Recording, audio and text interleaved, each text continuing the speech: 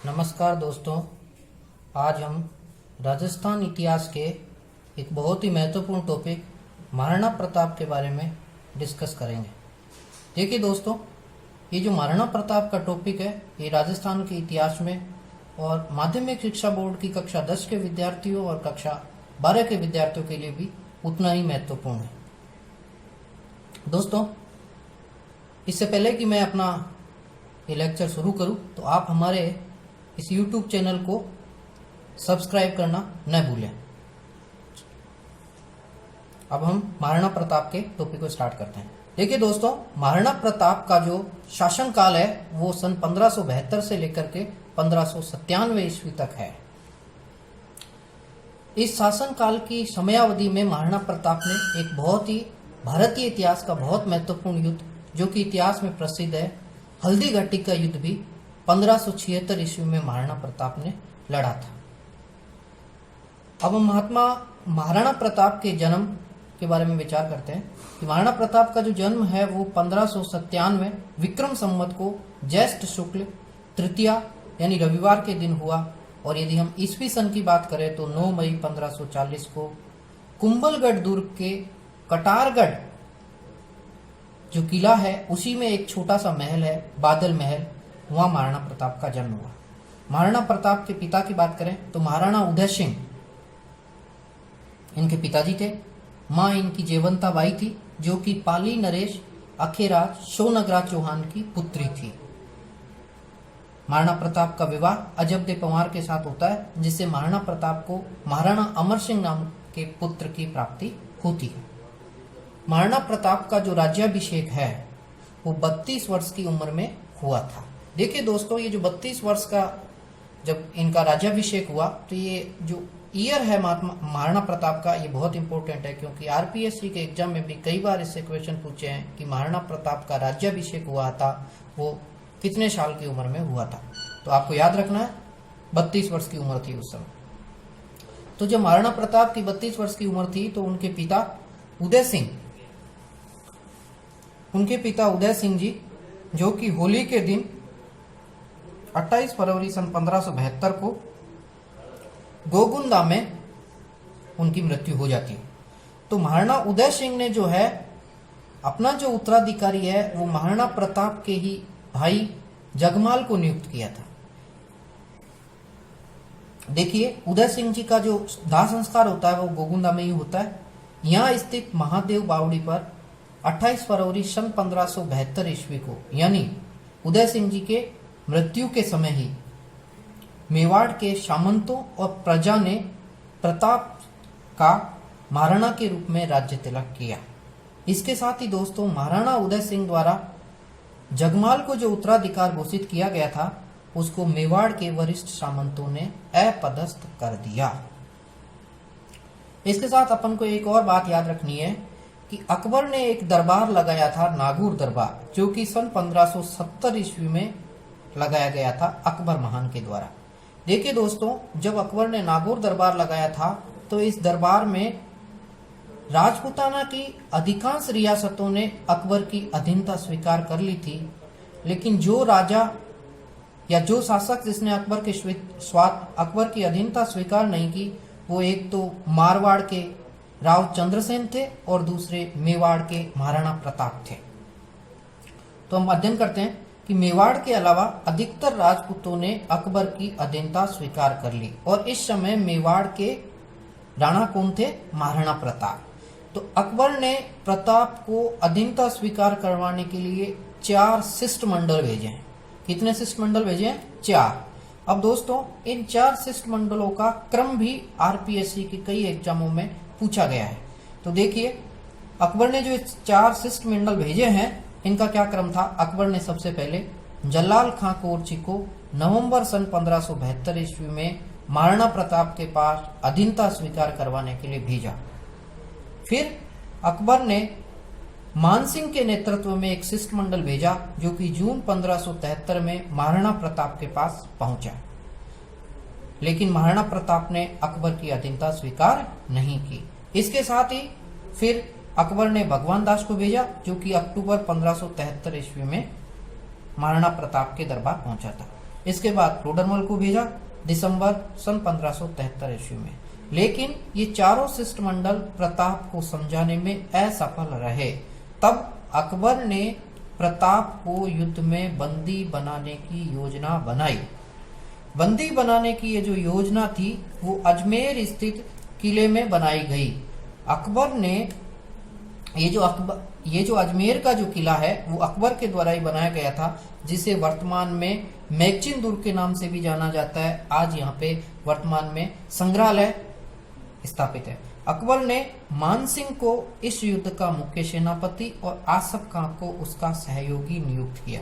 देखिए दोस्तों, अकबर ने अजमेर के किले में रहकर के ही ये हल्दी घाटी का जो युद्ध हुआ था उसकी जो रणनीति थी वो इसी मैगजीन दुर्ग में रहकर के अकबर ने बनाई थी।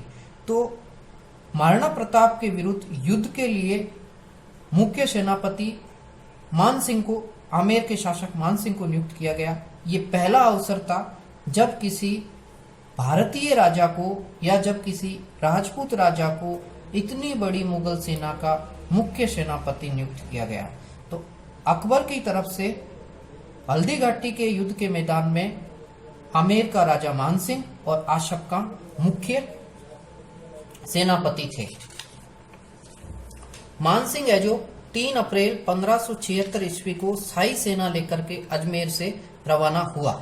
उसने पहला पड़ाव मांडलगढ़ में डाला, 2 माह वहीं रहा। उसके बाद वह आगे नाथद्वारा से लगे खमनोर के मोलेला नामक गांव में रुका।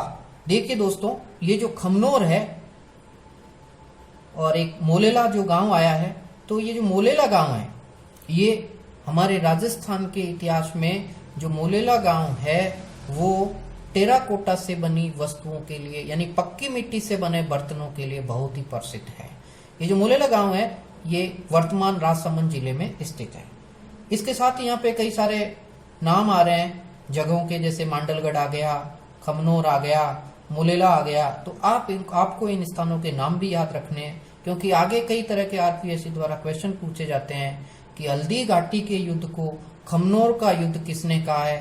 तो जो खमनोर जो जगह है उसके बारे में अबुल फजल ने बताया, जबकि बदायूनी हल्दी घाटी के युद्ध को ही गोगुंदा का युद्ध कहता है। इसके साथ ही जो कर्नल जेम्स टोड ने, उन्होंने इस युद्ध को हल्दी घाटी के युद्ध की संज्ञा दी है। तो एक तरफ से तो अकबर की सेना आ गई। अकबर की सेना के सेनापति आमेर के राजा मानसिंह होते हैं और उनका सहयोगी आशफ खान होता है। इसी युद्ध में जो अकबर का जो मुख्य इतिहासकार होता है बदायूनी, वो भी हल्दी घाटी के युद्ध में उपस्थित था। उधर से महाराणा प्रताप की सेना होती है।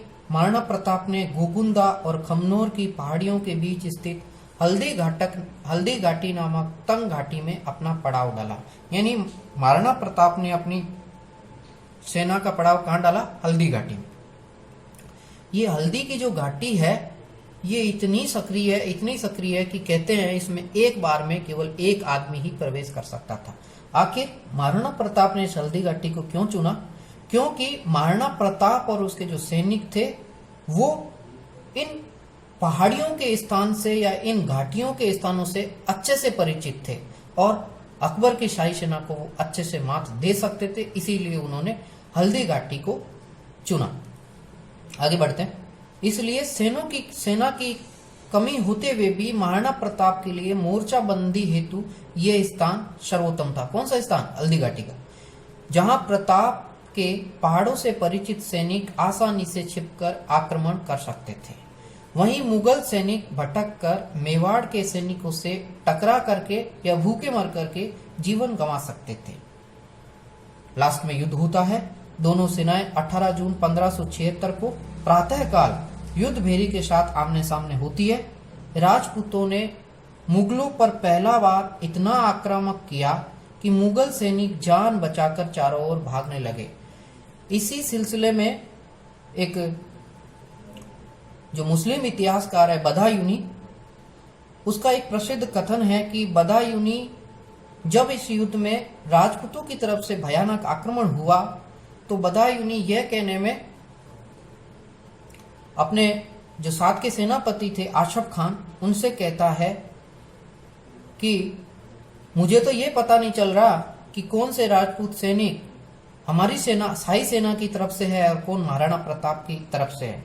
तो उसी समय जो आशफ खान है वो क्या बोलता है, आशफ खान का कथन होता है कि मुसलमान चाहे किसी भी तरफ का, तो आशफ खान के क्या कथन होता है, आशफ खान कहता है कि राजपूत चाहे किसी भी ओर का मारा जाए, इससे फायदा तो इस्लाम को ही होगा। तुम्हें यह जान करके क्या करना है कि राजपूत किस साइड का मारा जा रहा है, तुम तो तीर पे तीर चलाए जाओ। तो ये प्रसिद्ध स्टेटमेंट था आशफ खान का। इस प्रथम युद्ध के समय जो महाराणा प्रताप की जो सेना थी उसका नेतृत्व कौन कर रहा था, हकीम खां सूर, और उधर से अकबर की सेना का नेतृत्व कौन कर रहा था, आमेर का राजा मान सिंह और आशफ खान। तो देखिए जो हकीम खां सूर था ये महाराणा प्रताप की हरावल सेना का मुखिया था। तो सेना के दो भाग मुख्य रूप से होते थे, एक तो हरावल और एक चंदावल। हरावल उसे कहते थे जो सेना का शुरुआत वाला या स्टार्टिंग, जो सेना का जो पहला भाग होता था जहां से सेना युद्ध के लिए, आक्रमण के लिए जो सेना शुरुआत करती थी, वो जो सेना होती थी उसे हम हरावल कहते हैं, जबकि चंदावल सेना का पिछला भाग होता था। तो इस इतिहासकार के इस युद्ध के बारे में मुगल इतिहासकार जो कि बदायूनी था, जो इस मुगल सेना के साथ युद्ध में उपस्थित था, उसने युद्ध का आंखों देखा वर्णन भी किया है। मुगलों की आरक्षित फौज के प्रभारी यानी मुगलों की चंदावल फौज, चंदावल यानी सेना का आखिरी भाग, सेना का पिछला टुकड़ा, सेना की पिछली टुकड़ी, तो उसकी तरफ से एक मुगलों का सेनापति था मियतर खां। वो क्या अफवाह फैलाता है कि बादशाह अकबर स्वयं शाही सेना लेकर आ रहे हैं। अकबर के सहयोग की बात सुनकर के मुगल सेना की हिम्मत बनती है और वो पुनः युद्ध के लिए तत्पर होकर आगे बढ़ने लगती है। तो देखिए ये भी आरपीएससी ने एक बार क्वेश्चन पूछा था जिसमें ये पूछा गया था कि ये अफवाह किसने फैलाई, अकबर की सेना की तरफ से कि मुगल बादशाह अकबर एक शाही सेना लेकर आ रहे हैं। तो उसमें 4 ऑप्शन दे रखे थे, जिनमें से एक ऑप्शन ये मियतर खां भी था, तो उसका सही आंसर मियतर खां था। तो जैसे ही मियतर खां ये अफवाह फैलाता है तो जो मुगल सेना के जो सेनापति होते हैं वो फिर से तत्पर होकर के युद्ध के लिए आगे बढ़ते हैं। राजपूत भी पहले मोर्चे में सफल होने के बाद बनास नदी के किनारे वाले मैदान जो कि रक्तताल है वहां पे आ जाते हैं। इस युद्ध में राणा की तरफ से लूना व रामप्रसाद हाथी तथा मुगलों की तरफ से गजराज व गजमुक्ता के मध्य युद्ध हुआ। देखिए इस युद्ध में कुछ प्रसिद्ध हाथियों के नाम है और कुछ प्रसिद्ध घोड़ों के नाम है। तो आप ये बिल्कुल कंफ्यूज मत रखिएगा कि जो राम प्रसाद था वो महाराणा प्रताप का हाथी था और जो चेतक था वो महाराणा प्रताप का घोड़ा था। तो महाराणा प्रताप की तरफ से इस युद्ध में लूना और राम प्रसाद नाम के हाथी ने तो भाग लिया था, और मुगलों की तरफ से किसने भाग लिया, गजराज और गजमुक्ता। साथ ही जो मान सिंह था वो किस हाथी पे सवार था, उसके हाथी का नाम था मर्दाना।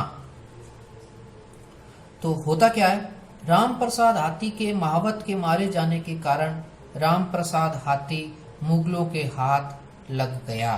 यानी कि जो राम प्रसाद हाथी का जो महावत होता है वो मारा जाता है और राम प्रसाद का जो हाथी है वो मुगलों के हाथ में चला जाता है। यही एकमात्र कहते हैं कि हल्दी घाटी के युद्ध में यही एकमात्र चीज थी जो अकबर को महाराणा प्रताप से प्राप्त हुई। यानी राम प्रसाद हाथी जो था वो अकबर को प्राप्त हो गया, जिसका नाम बदल करके अकबर ने पीर प्रसाद रख दिया। देखिए दोस्तों, अब क्या होता है कि महाराणा प्रताप की जो नजर है वो मुगल सेना के सेनापति जो कि आमेर के राजा मान सिंह थे, जो मुख्य नेतृत्व कर रहे थे, उन पर पड़ती है। ये जो स्वामी भक्त घोड़ा चेतक है वो अपने स्वामी महाराणा प्रताप का संकेत पा करके अपने कदम मान सिंह की ओर बढ़ाता है। तो ये जो युद्ध का वर्णन लिखा है ये एक लेखक हैं या इतिहासकार हैं जो कि रणछोड़ भट्ट हैं, जिन्होंने अपनी एक पुस्तक लिखा है अमर काव्य वंशावली एवं राज प्रशस्ति। उसमें इस युद्ध का वर्णन किया है। वो बताते हैं, रणछोड़ भट्ट बताते हैं कि स्वामी भक्त घोड़े चेतक ने स्वामी का संकेत समझ करके अपने कदम उस ओर बढ़ाए जिधर मुगल सेना का सेनापति मानसिंह मर्दाना नाम के हाथी पर बैठा हुआ था। चेतक ने अपने पैर हाथी के सिर पे टिका दिए। महाराणा प्रताप ने अपने भाले से मानसिंह पर प्रहार किया, परंतु मानसिंह हौदे में छिप गया और जैसे ही मानसिंह हौदे में छिप जाता है तो जो मानसिंह के जो हाथी होता है उसका महावत मारा जाता है और मानसिंह बच जाता है। इसी समय मुगलों की शाही सेना ने प्रताप को चारों ओर से घेर लिया। जब प्रताप चारों ओर से घिर जाते हैं और चेतक घायल हो जाता है तो बड़ी सादड़ी के एक झाला बीदा है, वो राज छत्र धारण करके महाराणा प्रताप की तरफ से युद्ध लड़ते हैं और सेना का नेतृत्व करते हैं।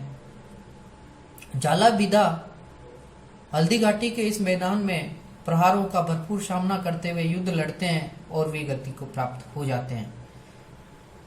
इसी प्रकार महाराणा प्रताप का जो स्वामी भक्त घोड़ा है चेतक, वो बलीचा गांव में स्थित एक छोटे से नाला पार करते हुए वीर गति को प्राप्त हो जाता है, जहां आज भी बलीचा गांव में चेतक की छतरी बनी हुई है, जहां चेतक का स्मारक लगा हुआ है। इस तरह से हल्दी घाटी का युद्ध होता है।